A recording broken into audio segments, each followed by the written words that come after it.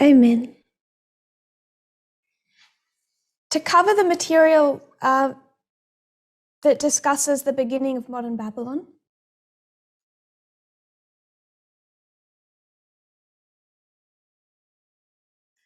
I have visibility now that it's going to need 3 presentations.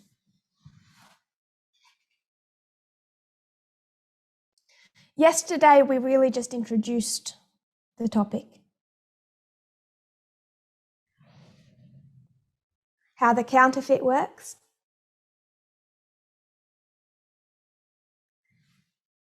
And the pattern we should expect in the alpha history.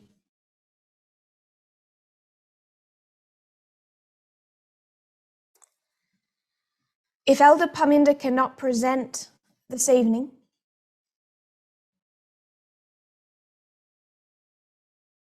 I'll finish this topic. We all hope he can. So pray for their weather and internet.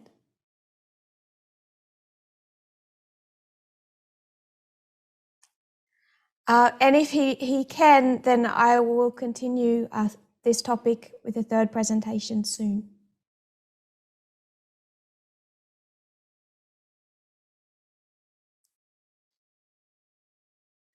But I don't want to rush some of the points that we can glean from the history of the world wars.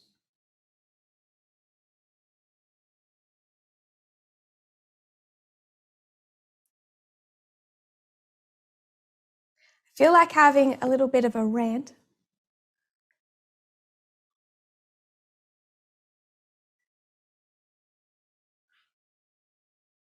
I was in a store recently.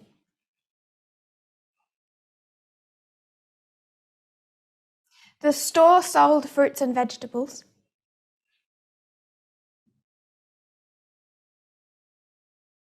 But as they often do, up where you pay, they had chocolate for sale.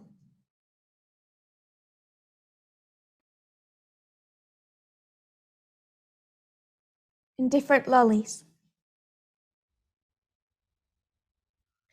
And one of the chocolates being sold were these little chocolate eggs that are marketed for children.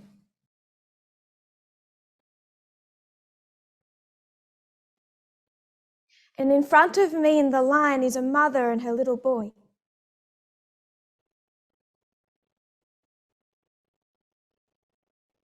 He looked like he might have been 2 or 3. But he was little. Little enough that he was telling his mother what he wanted through sounds, not words.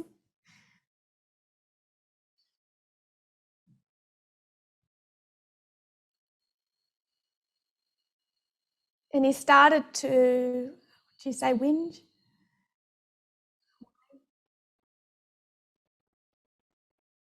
And she knew what he wanted.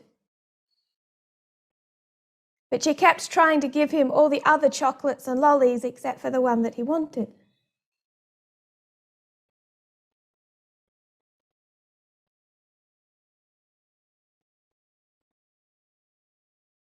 And I didn't understand why. It's all chocolate.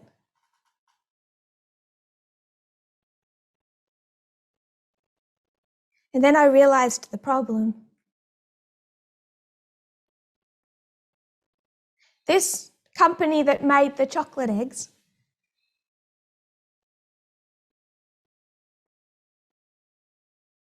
their marketing department had an idea.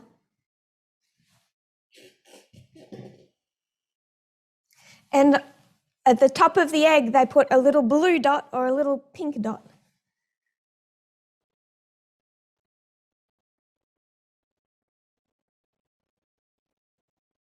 And the store had sold out of the blue ones. And the concern in the mother. And she leant into him. She looked so intense. And she said, they don't have blue, they only have pink. Are you going to be okay? He looked at her like she was crazy. And I'm not about judging parents. I have a cat, it's hard enough. This isn't about judging the difficult work parents do.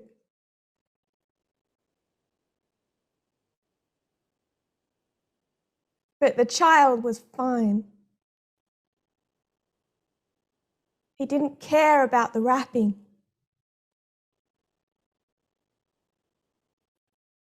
He didn't care about blue or pink.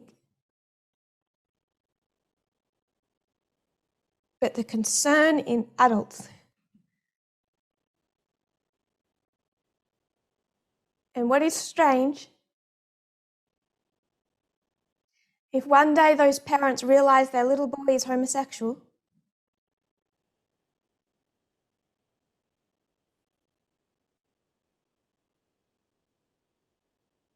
they'll probably say, oh, it's cultural conditioning.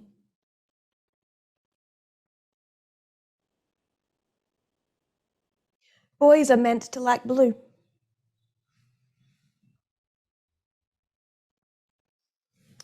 So that's my rant. Tamina reminded me of it when she brought up Walter Weiss.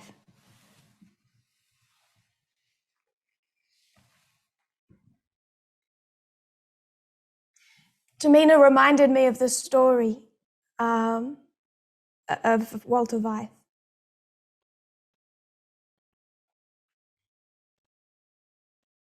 Someone says the little toy inside is either for a girl or a boy.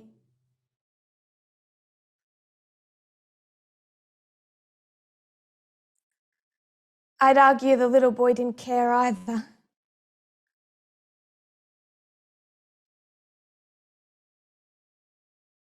A male relative of mine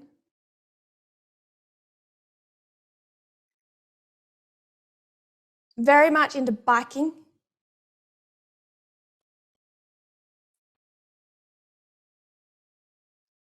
Like bikes you pedal, but extreme sport.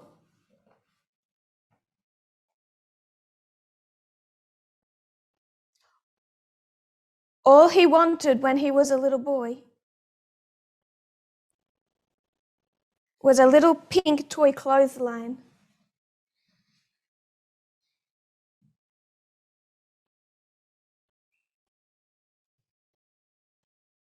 So he could hang up his own washing.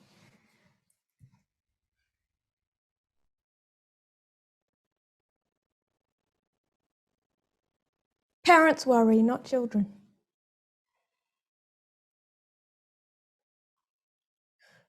Back to our topic. Walter Weiss, Ted Wilson.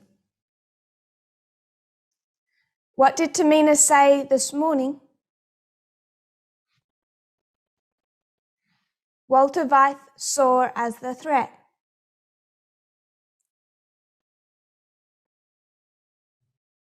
Confusion over gender. Which is another way of saying women are out of their place in society.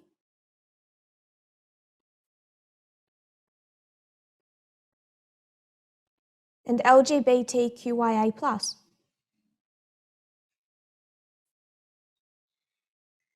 The same thing Ted Wilson said.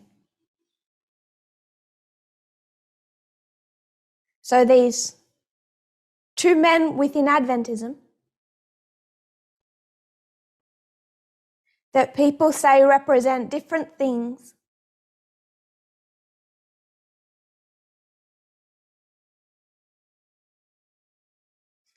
I would argue represent the same thing.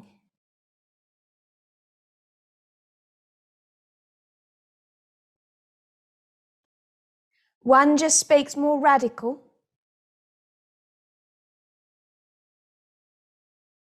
and one speaks more political. But you're defining Babylon the same way,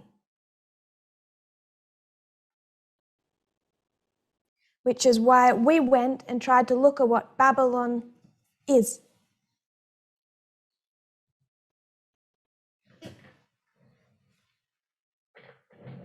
Ancient Israel, the counterfeit. When there's a temple, priesthood, sacrificial system.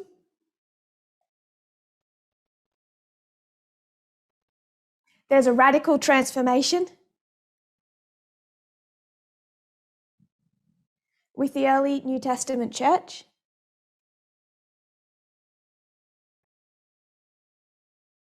The papacy is just the counterfeit.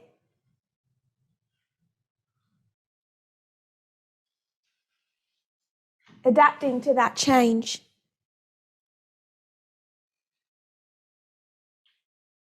Because the counterfeit can't look like something radically different.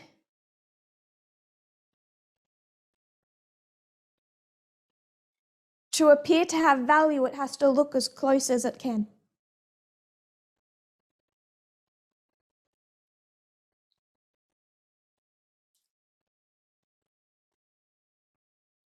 We looked at Satan as a student of prophecy.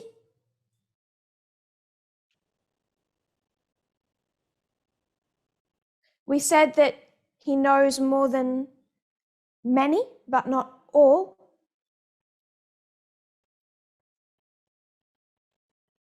of God's people who study prophecy.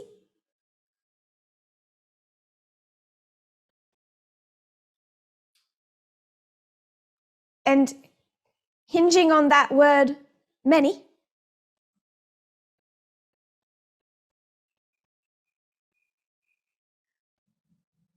we considered the time period of Ellen White, her life.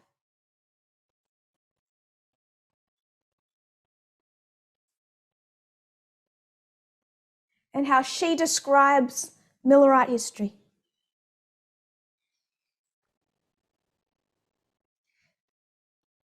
Coming out of the Dark Ages to 1798.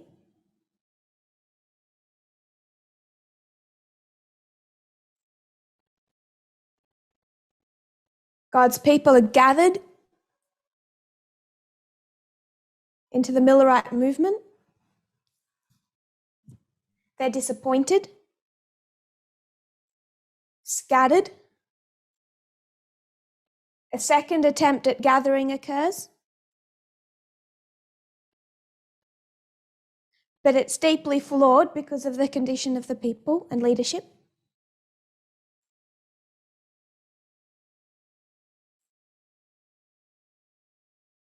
And they're again scattered. We say that is what Satan is going to counterfeit.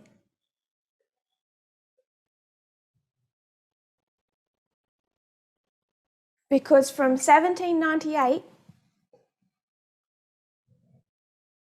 to some period before the Lateran Treaty,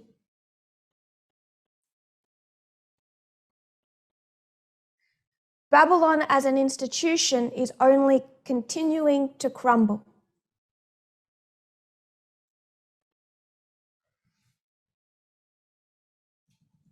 And then we know that sometime at some point before the Lateran Treaty, that starts to change.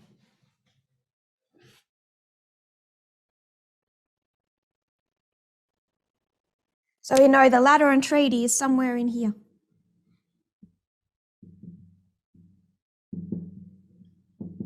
So we know that we're in the midst of a counterfeit pattern.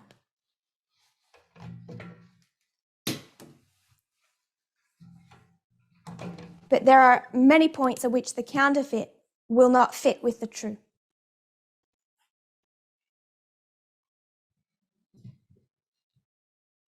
So there are quite a few things in these presentations I'm not going to repeat.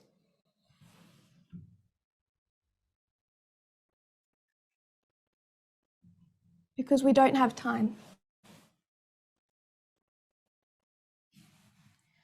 But I will just lay up The two histories are Alpha of modern Israel, Alpha of modern Babylon.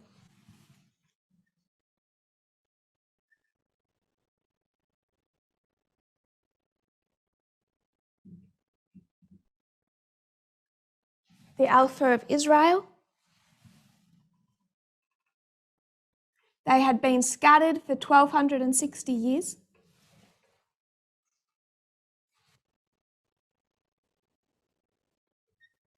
Before William Miller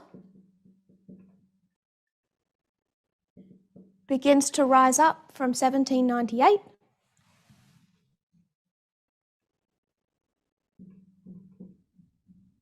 It's going to have an increase of knowledge till 1818.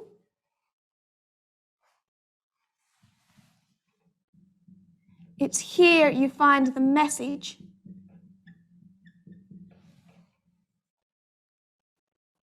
in its condensed form.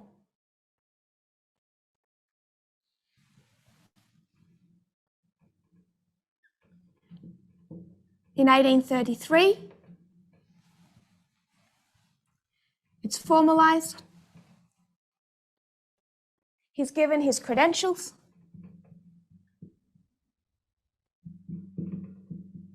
And he formally begins teaching with those credentials.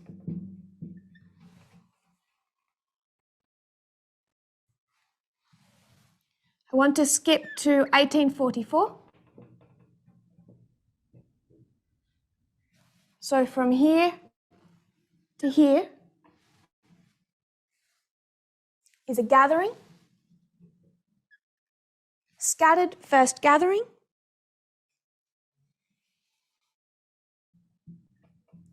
Till the disappointment. They are then scattered from October 22 to 1850. Then we have the chart.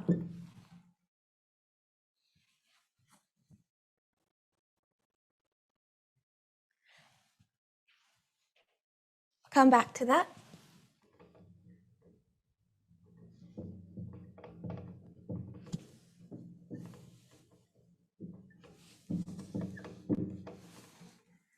The second gathering. In 1863, they organise, which is a positive.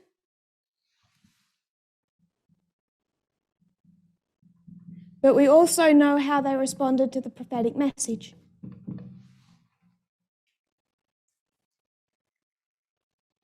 A negative. So that is our pattern of scattering and gathering.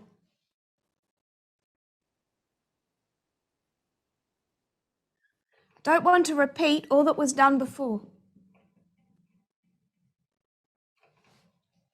Otherwise, we have no time to add anything new to it.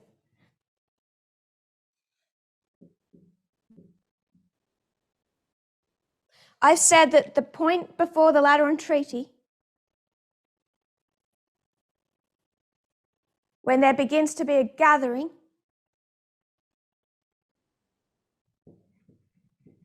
is 1899.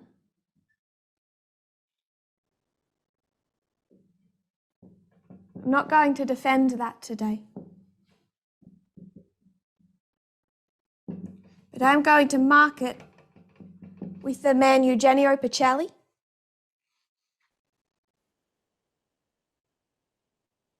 I also want to mark there the first International Peace Conference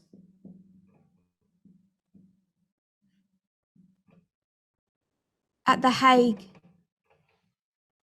There's two of them. Tsar Nicholas of Russia called this one in 1899.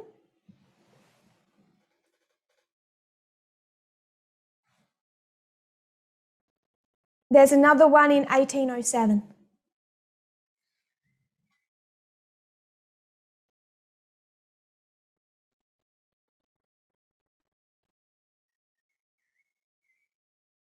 So we have 1798 to 1899. 101 years. The loss of the Papal States.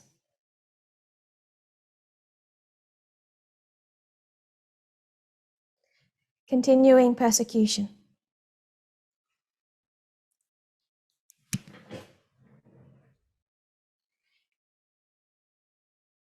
In 1899, Eugenio Pacelli is made a priest.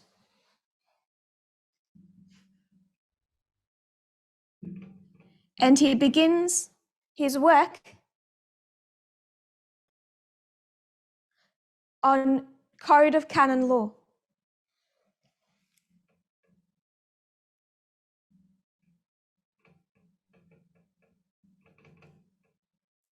Rewriting church law.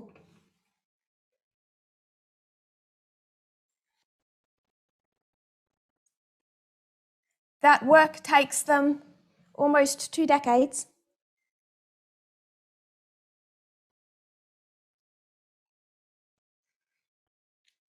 Just have a couple of quotes.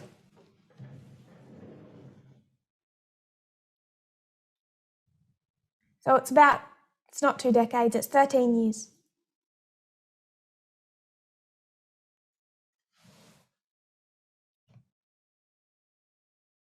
For the translators, quote number 2.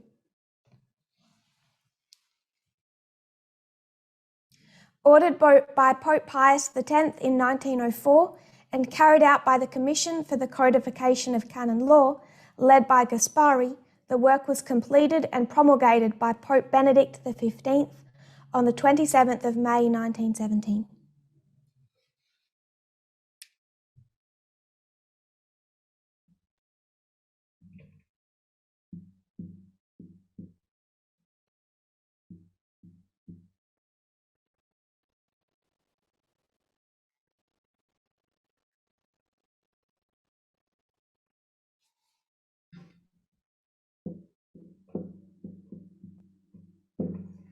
Four things are going to happen in May 1917.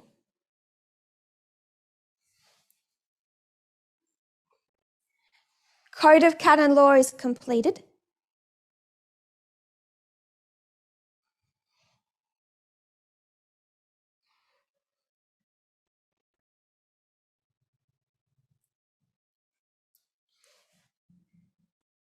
I just want to note the man Gaspari.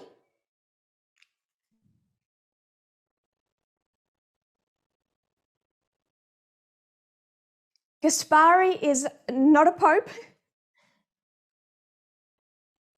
but if we were to name 2 figures outside of the popes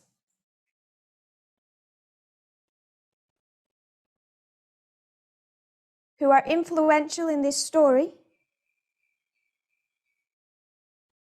one of those 2 would be Gaspari. Gaspari was key in getting Pius XI made pope.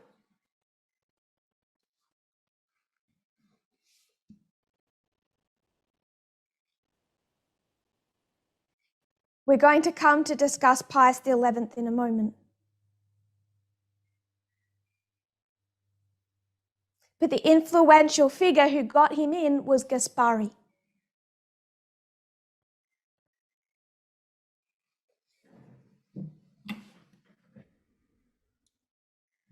Is it too late to screen share? Do you have to do that before?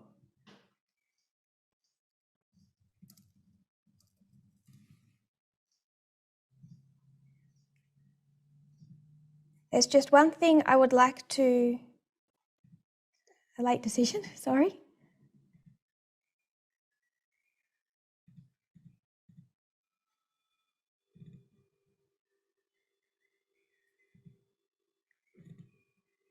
I'll just screen share for a moment.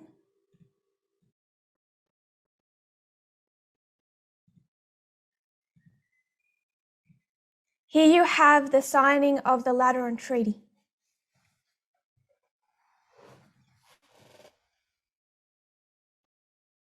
Sitting on the right, you see Mussolini. The man sitting to the left of him is Cardinal Gaspari.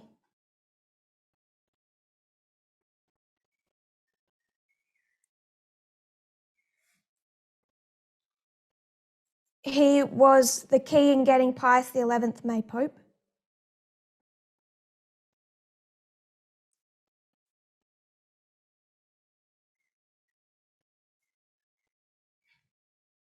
He became the Secretary of State for the Vatican. As Secretary of State, he oversaw the creation of the Lateran Treaty.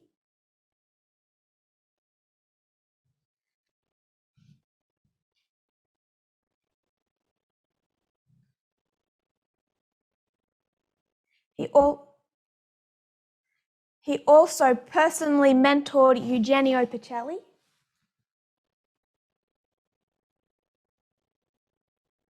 In the rewriting of church law.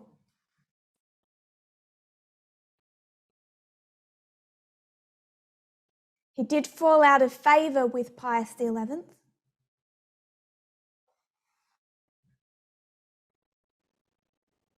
So Pius XI replaced him as Secretary of State.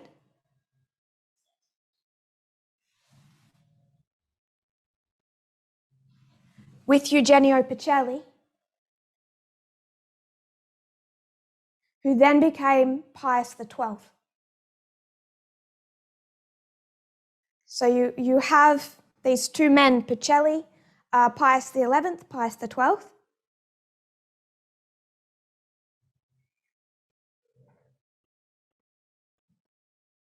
But Gaspari was a key figure in all of that history.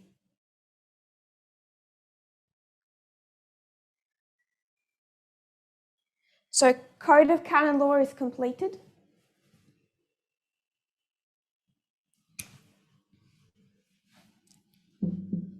Pacelli is made, I think it's an archbishop.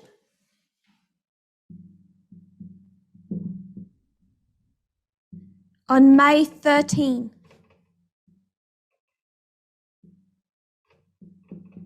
He sees that through his life as a sign. He's known as the Fatima Pope.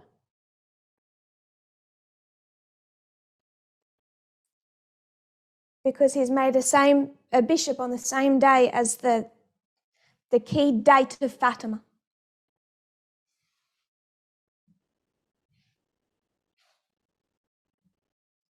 Pacelli is then sent to Germany to work with the government on allowing this new church law.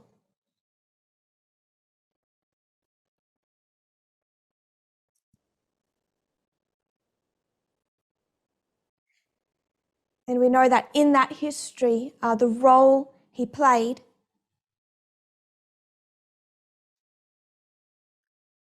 in the rise of Hitler.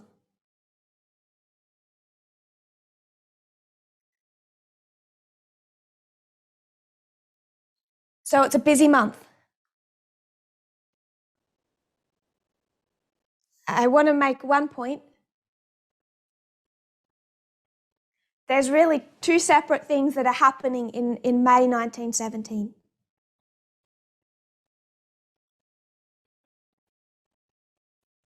You have all of these men working on church law.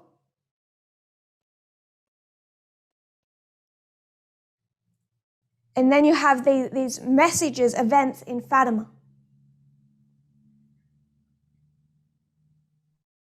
I want to suggest you have a more complicated history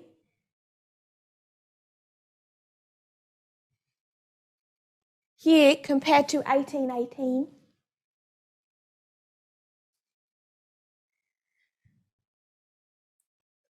Not to compare the two, now to contrast them.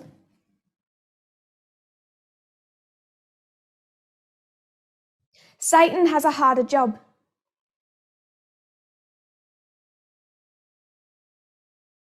He not only has to lead his people, like God does, he also has to get through to government.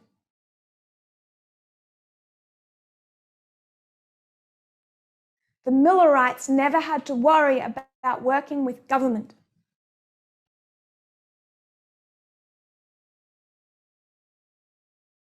But they do. So Fatima itself is not enough. You also have to have events that are going to impact church and state.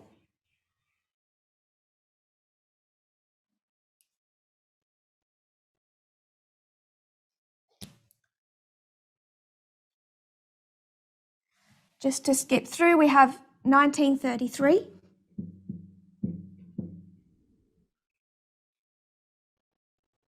That's when they make the deal that they do with Hitler.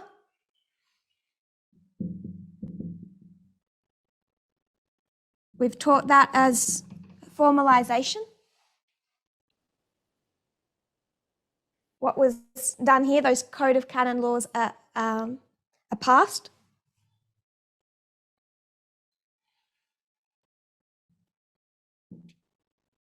There's a working in this history between the Vatican and fascism.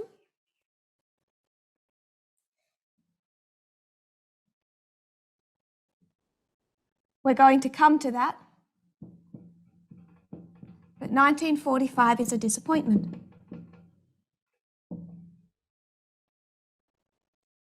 Fascism loses.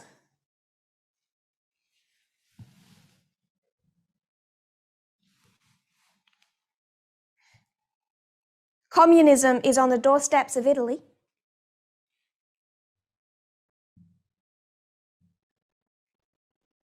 We'll get to the relationship between the Vatican and communism.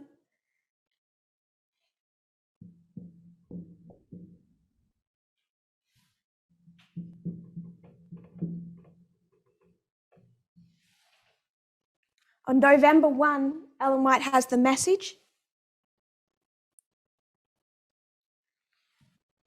They need to put out a second chart.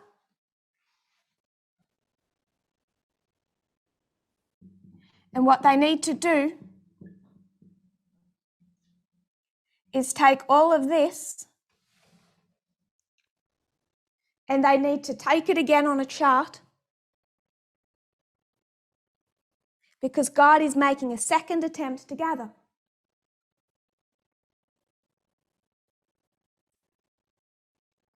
And we have about 3-4 different quotes that mark that as November 1st, 1850.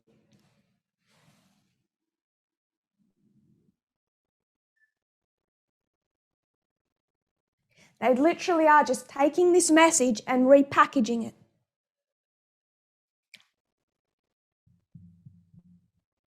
November 1st, 1850.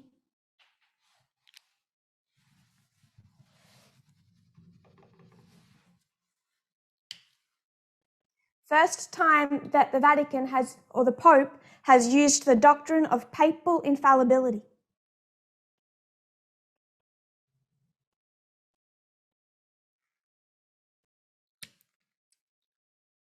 To quote, Fatima, this date here, May 13, for Pope Pius XII, what began on the day of his episcopal ordination, made a bishop,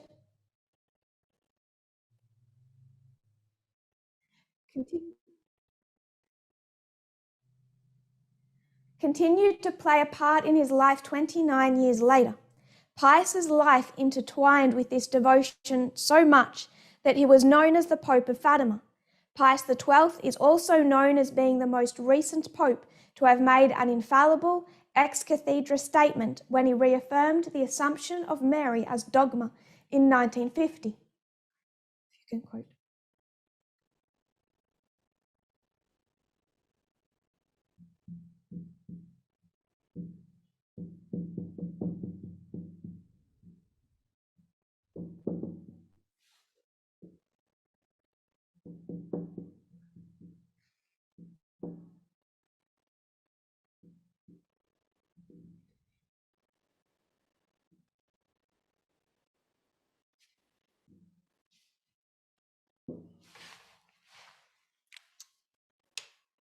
even this had a tie to Fatima.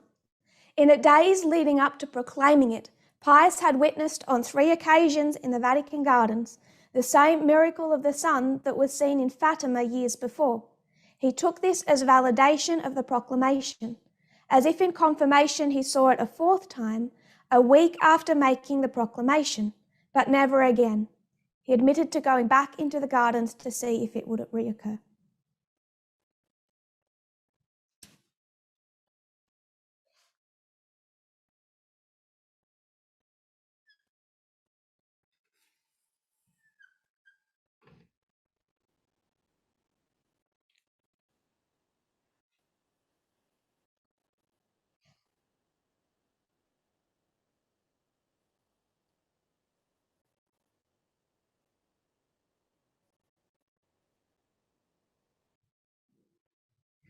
So he declares a holy year.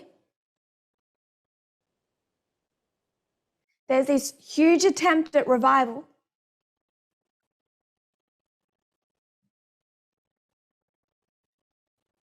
He marks it by the dogma of Assumption of Mary.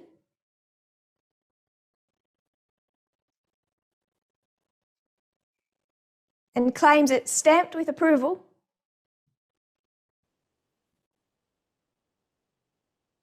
Because he sees the same sign of the sun that was seen at Fatima.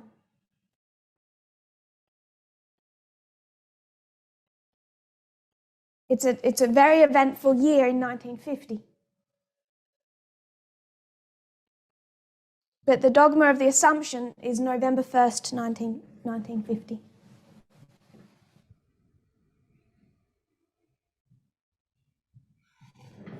He has literally taken all the message here.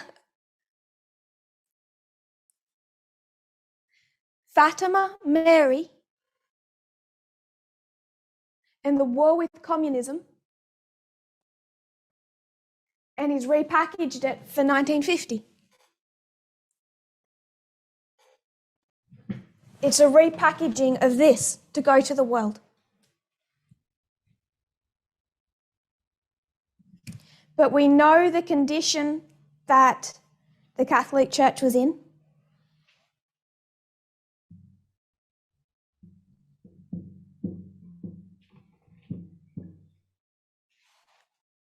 Pius XII died. It really came to nothing.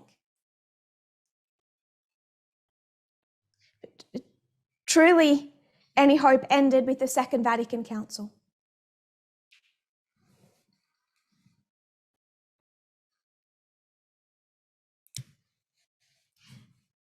In 1960, Lucia told the popes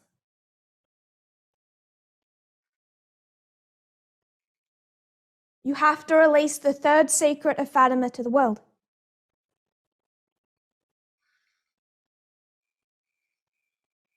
And the Pope refused. How are they listening to their prophet? They reject Fatima in the Second Vatican Council. At the same time, they're doing a positive work of organisation.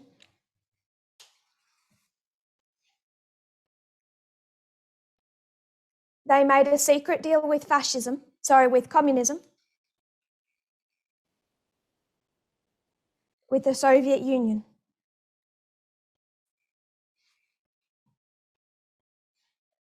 In return for having the Russian Orthodox Church present at the Second Vatican Council,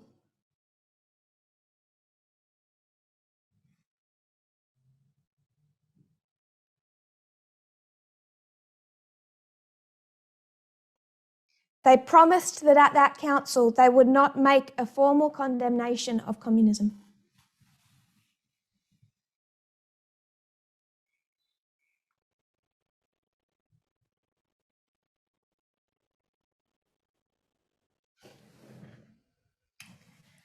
That's in direct violation to the second secret of Fatima.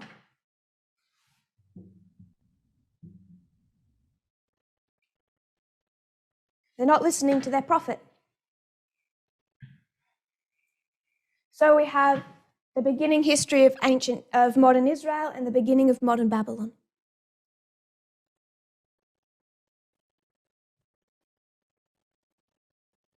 We can see it counterfeited.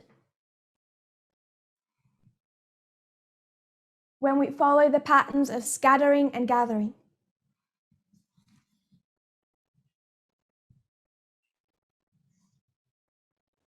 I just want to add 2 more waymarks.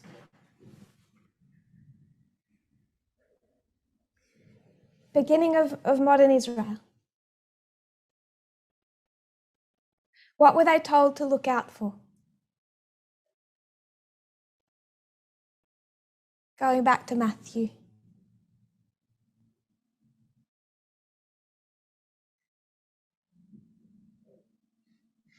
Without quoting the verses, what does Ellen White describe as signs of the times? There's the Lisbon earthquake.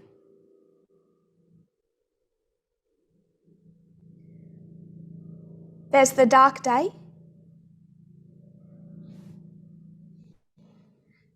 The moon turned to blood. What years did all of those occur?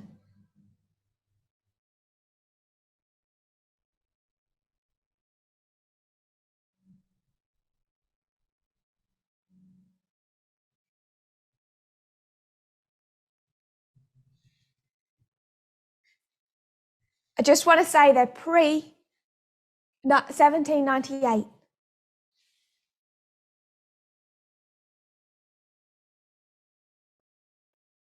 Only one occurred in this history.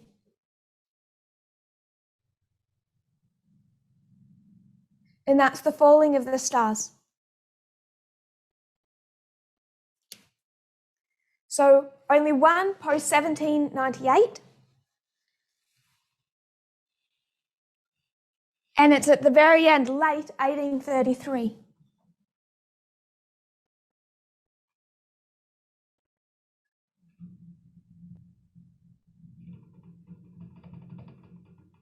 They were told this would be a sign of the times.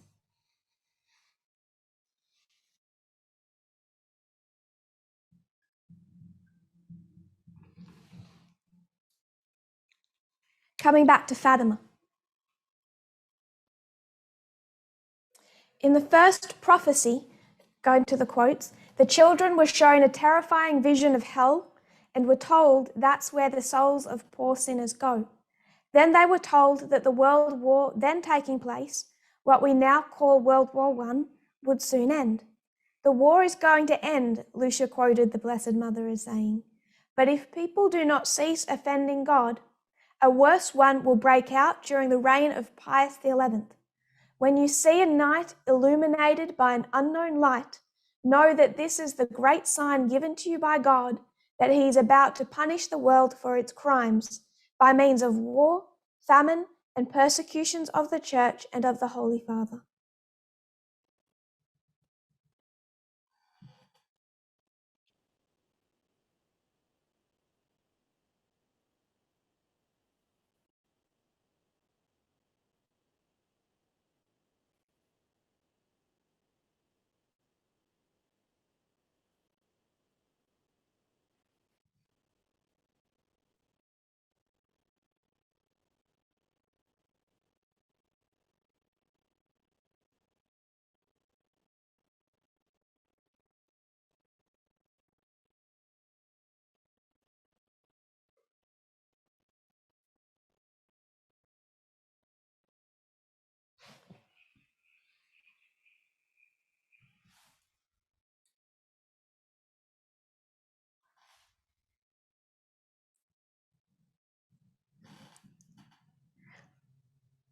Of course, this is conveniently said after World War II begins.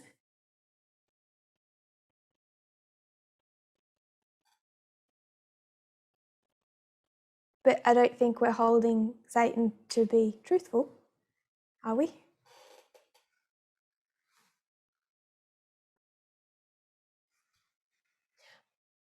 But the prediction made is for two things.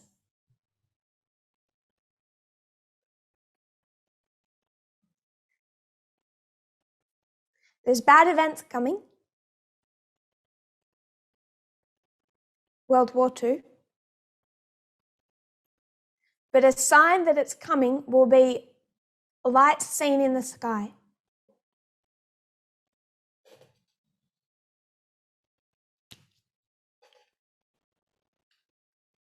I think we all know of the Aurora Borealis.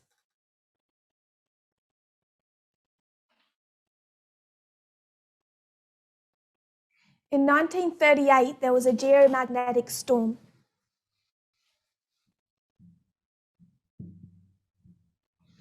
It's also known as the Fatima storm because it's believed to be the fulfillment of the prophecy.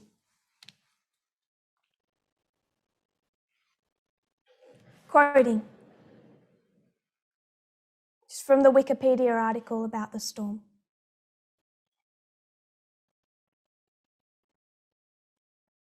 This magnificent display of lights was experienced across the world, as reported in different news archives. The lights sent some into panic as many were awestruck, astonished by the rarity of the experience. In Salzburg, Austria, some residents called on the fire department as they believed something was on fire. Alarm bells were rung into a frenzy that night, and the fire departments were constantly sounding new alarms, trying to calm the citizens. The loud multitude of ringing further caused panic, causing some residents to flee to more rural areas. The same fright was seen in London, where many also believed whole streets were on fire. Even the guards of Windsor Castle summoned the fire brigade to put out the said fire. In Switzerland, the snow-covered peaks of the Swiss Alps were glowing bright and reflecting some of the auroral rays, causing a reflective disco effect. In Descanso, San Diego, the National Forest Service was alerted on the night of January 22nd to respond to a great fire in the backcountry. After they checked out the back roads, they discovered it was the crimson Aurora Borealis in the northern sky, which had not been seen in that region since February 1888. In Bermuda, many people believed that a massive freight ship was on fire at sea. Steamship captains were calling the wireless stations to learn if there were any SOS calls and if they could help.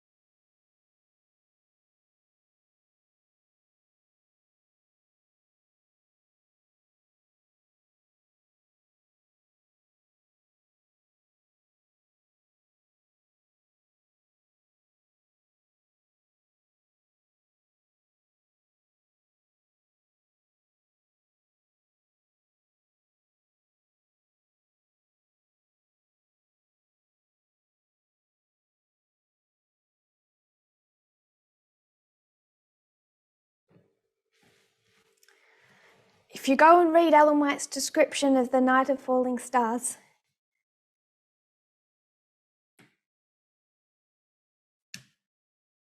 and the Panic. I think it's a fascinating counterfeit.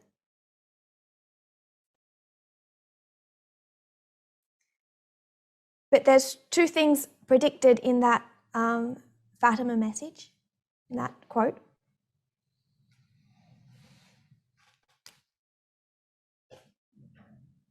In this history, there's only one key external event that's predicted.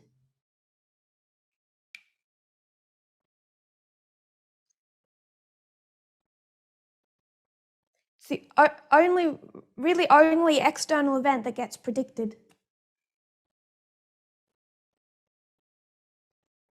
Other than the Second Advent, talking politics. And that's 1840. August 11. And what is predicted in here? What is the Fatima storm a warning of? 1939. World War II. External prediction. External prediction. So most of what we've just done is revision. I wanted to be more clear about the pattern Satan is counterfeiting.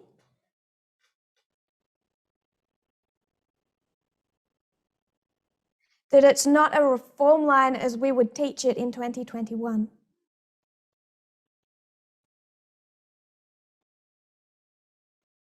But you can see the scatterings and the gatherings. And I've wanted to add 3 parts to this study.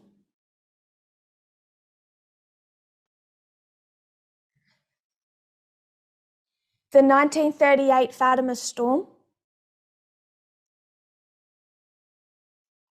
as a counterfeit of the falling stars. The prediction of World War II as a counterfeit of the prediction of August 11, 1840.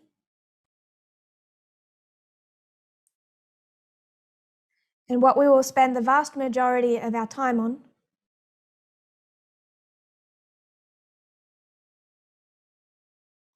what we will begin to discuss now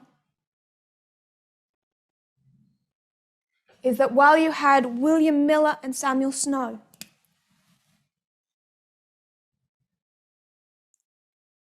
it goes from Miller to Snow, and Miller rejected his previous work.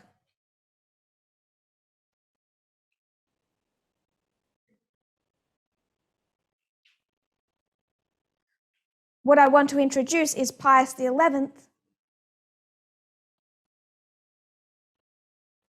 who, like John the Baptist, paved the way for Pius XII.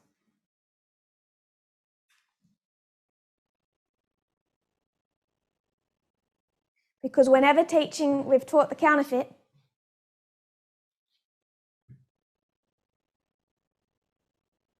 we've focused on the work of Eugenio Pacelli and Pius XII in Germany.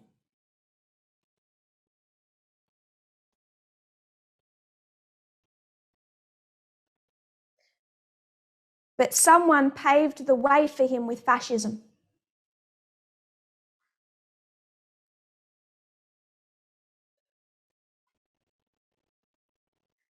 Not in Germany with Hitler, but in Italy with Mussolini.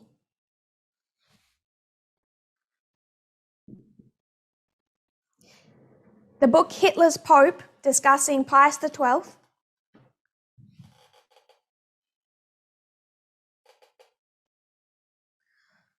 was published in 1999. And we have used that book as a source to show Pacelli as the counterfeit.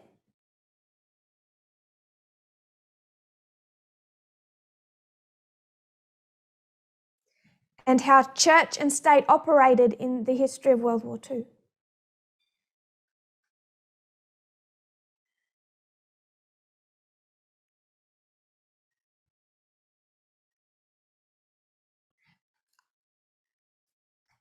John Cornwell, who wrote that book,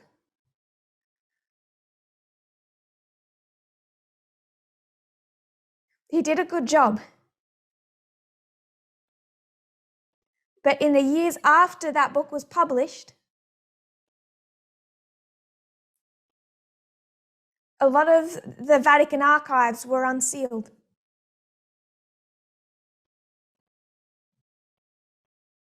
And there is material that was released in the early 2000s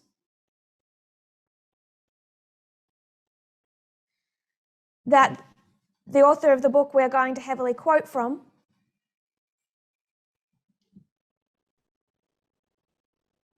spent 10 years studying. He worked in Rome, spending his time between the Vatican archives, now unsealed,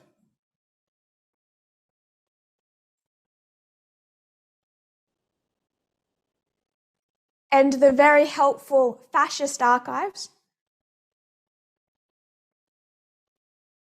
Mussolini had very good records kept of that history.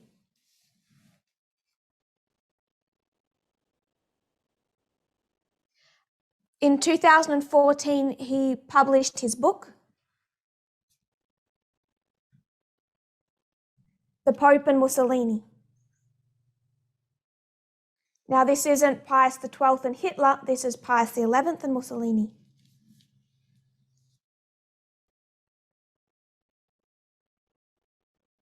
Published in 2014, it won the Pulitzer Prize of 2015.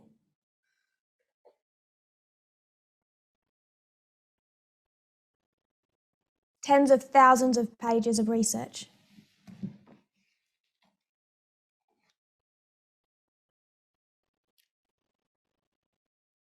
Which you see when you have to go through the notes and the references.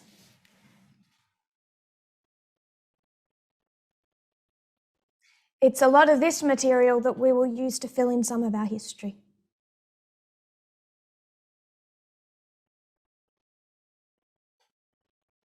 The reason I want a second presentation is I don't think it should be rushed.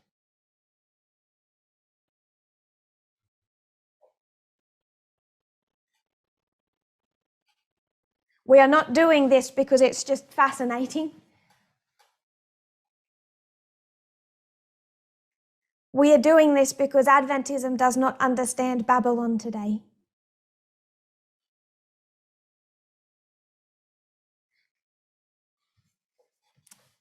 And I don't want to rush that point.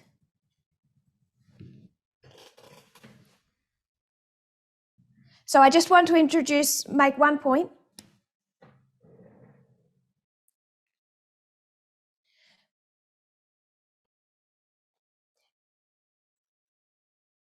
Part of the material for this book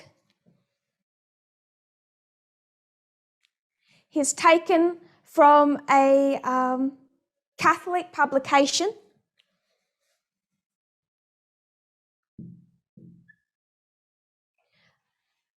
La Civiltà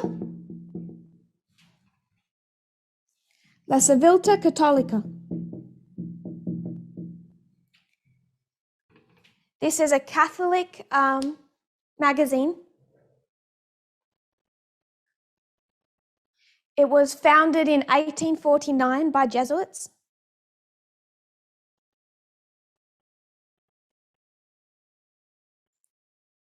They began publishing in 1850. This was just after the Pope returned from exile.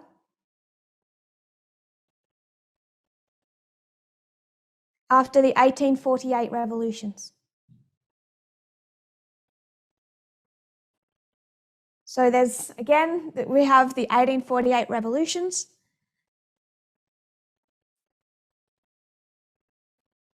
Again, the Pope was in exile. Everything's crumbling. and Jesuit writers wanted a platform to voice the thoughts of the Vatican.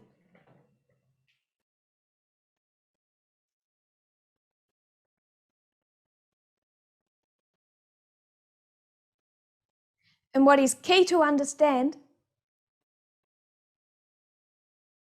is that twice a month the editor took all their articles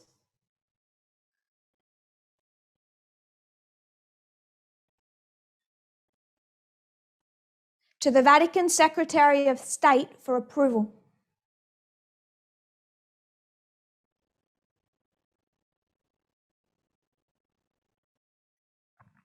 So it's not independent. When the author of this book is quoting La Civiltà Cattolica,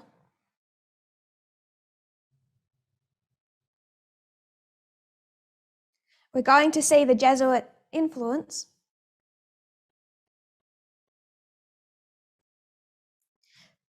but it's not independent.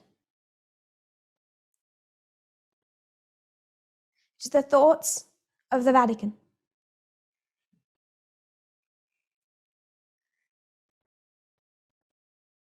So about 10 years before Hitler comes into power, fascism is rising in Italy.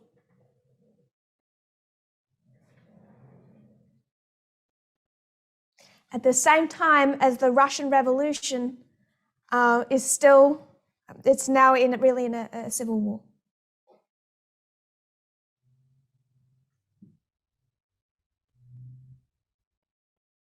So for context, you have socialism and Russia.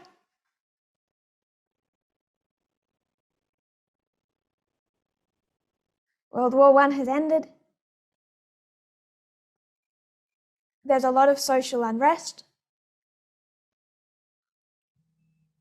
Mussolini mobilizes fascism. Italy was kind of a republic that's crumbling. Mussolini's fascists are essentially advocating for dictatorship. They don't say that.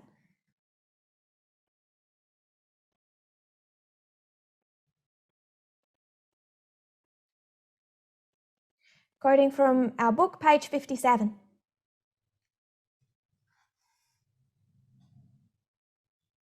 And he's quoting from La Civiltà Cattolica, quoting the Catholic Church in that history.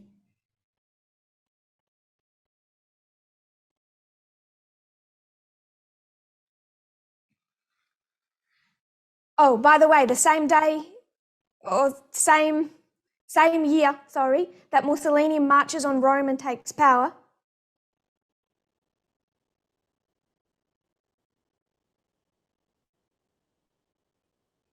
Pius XI becomes Pope. So this is the history of two leaders, Pius XI, Mussolini,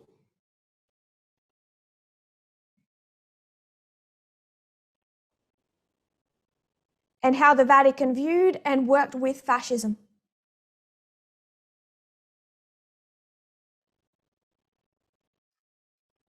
The shouts of Mussolini's squads, "Down with Bolshevism," the journal enthused, are attracting supporters and sympathy from one end of Italy to the other.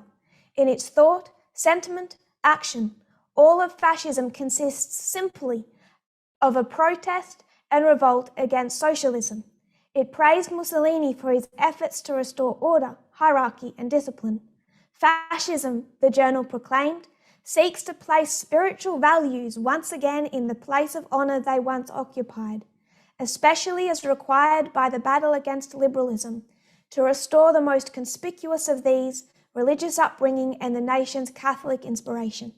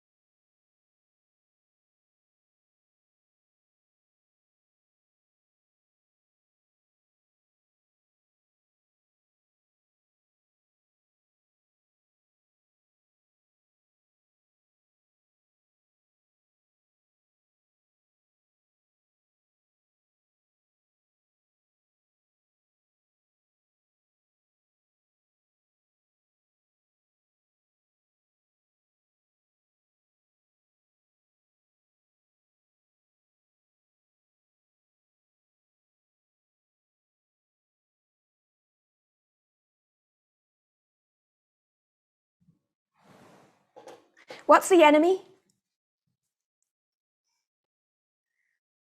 What sympathy did Pius XII have with Hitler?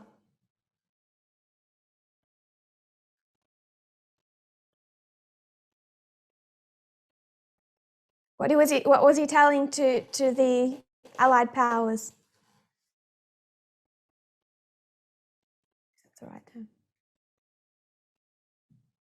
Why are you concentrating on Germany and Hitler?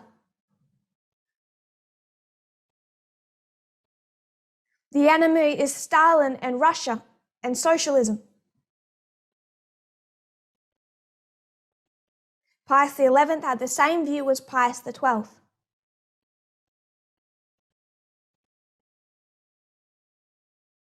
Socialism is the danger.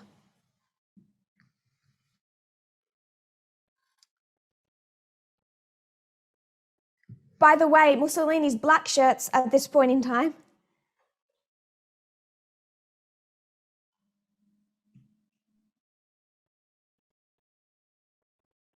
are bashing people on the street corners.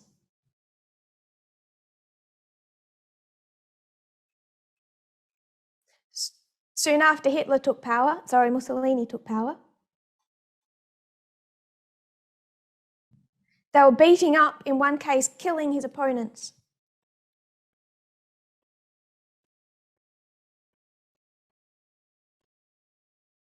In broad daylight.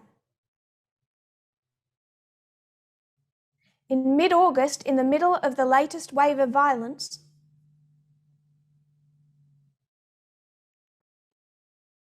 the Belgian ambassador met with the Pope. The Belgian ambassador is worried about fascism.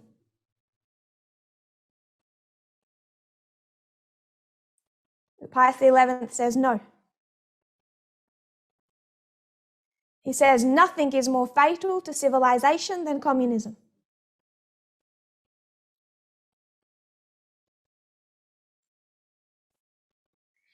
In a few days, it destroys the work of centuries.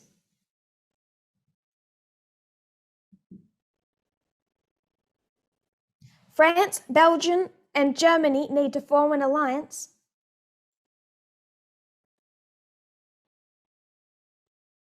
against communism. The Pope says Mussolini is no Napoleon.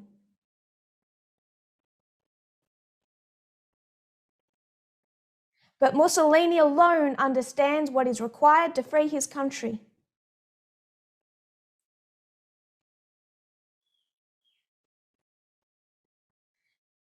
You can see how the nation follows him. May he revive Italy. It is such men predestined for greatness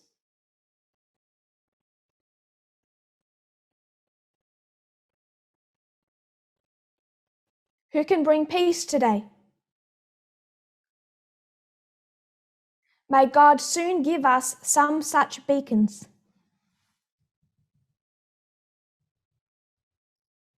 So they may guide and enlighten humanity.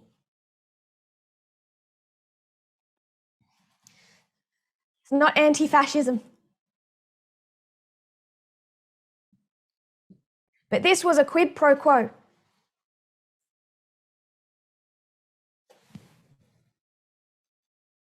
This was a deal.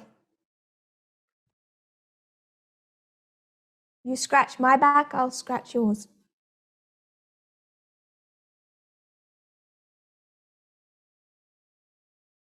Remember the first quote? It's fascism that puts spiritual values back in a place of honor.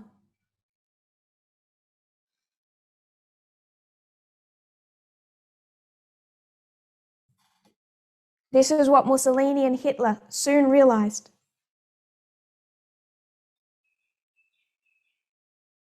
Mussolini showered the Catholic Church with cash and privileges.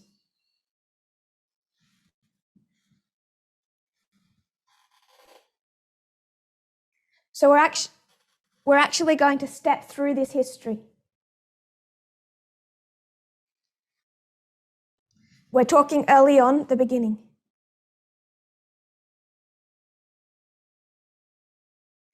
Mussolini pushed through a new law allowing police to fire any editor whose newspaper belittled either the Pope or the Catholic Church.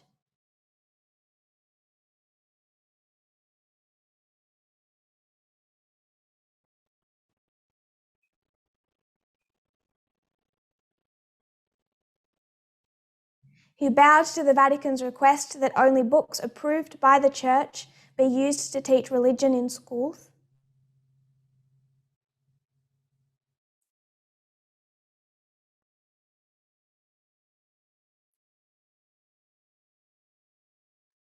He closed down the gambling halls.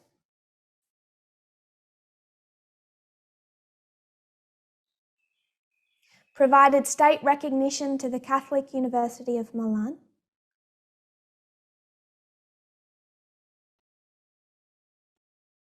Announced his opposition to divorce, which is quite funny if you know Mussolini.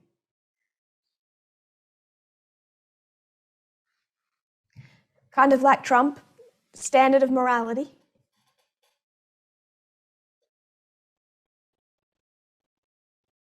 Moved to save the Bank of Rome, which was on the verge of bankruptcy. Crucifixes were put back in the country's classrooms.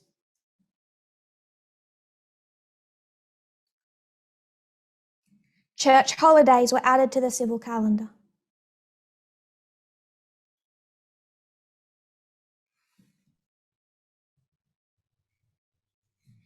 And he began to fund the rebuilding of churches.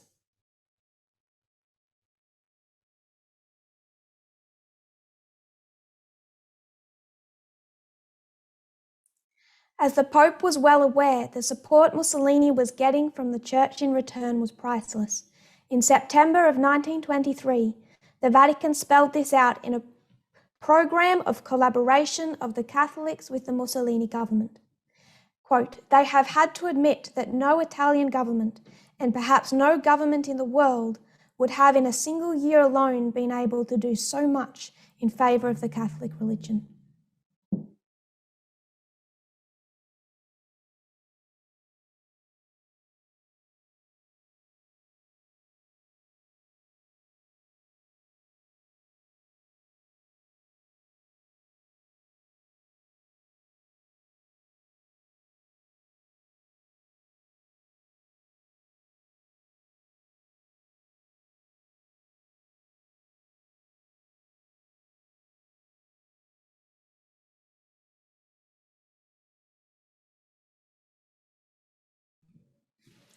Fascism rose in Europe because it was a combination of church and state.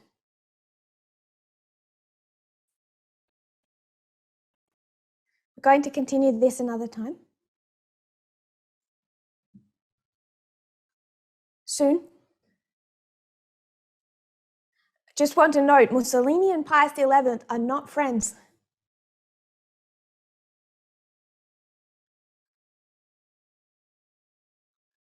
In many ways, they're rivals.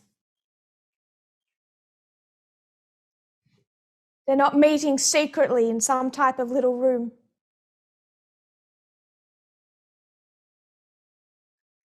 With one agreed view of the world they were trying to create.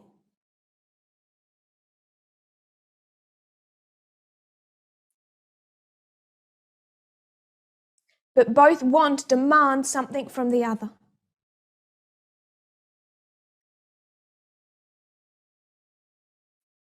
And as that, they do work together.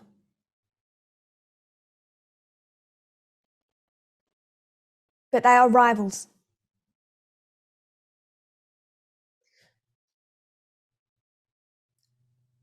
Just to close, this is the beginning of modern Babylon. It will help us understand the end of modern Babylon.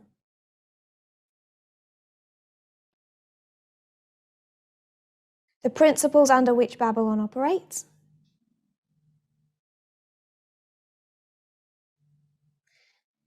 and hopefully dismantle the conspiracy theories that still linger.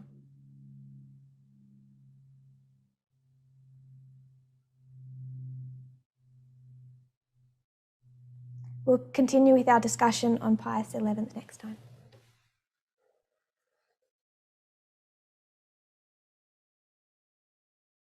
If you kneel with me, we'll close in prayer.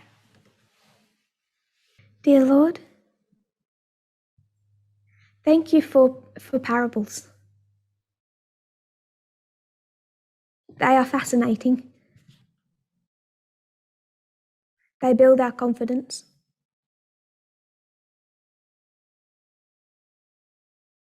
They show us you. They show us what you are not. I pray that you will help us to really rebuild our minds.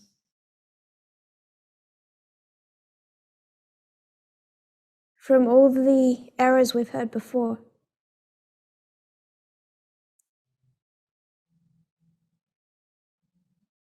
May we understand what you want us to see and how you want us to think. And in that process, I pray you'll bring us closer together. I pray this in Jesus' name. Amen.